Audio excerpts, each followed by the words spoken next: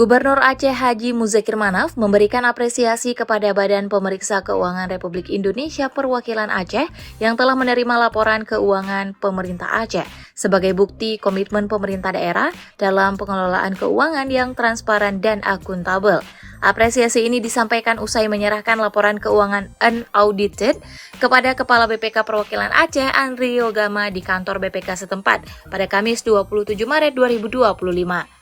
Gubernur Muzakir Manaf mengungkapkan pada tahun 2024, realisasi pendapatan pemerintah Aceh mencapai 96,70% dari target anggaran yang telah ditentukan.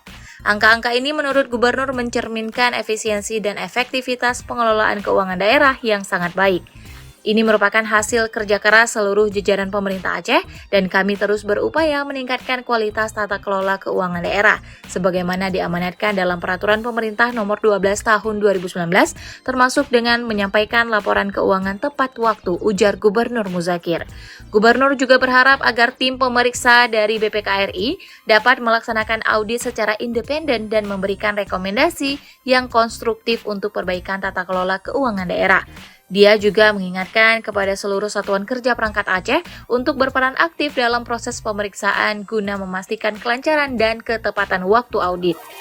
Kepala BPK Perwakilan Aceh Andri Yogama menyampaikan terima kasih kepada Gubernur, Wali Kota, dan Bupati yang telah bekerja sama dalam menyerahkan laporan keuangan tepat waktu lebih cepat dari tenggat yang ditentukan.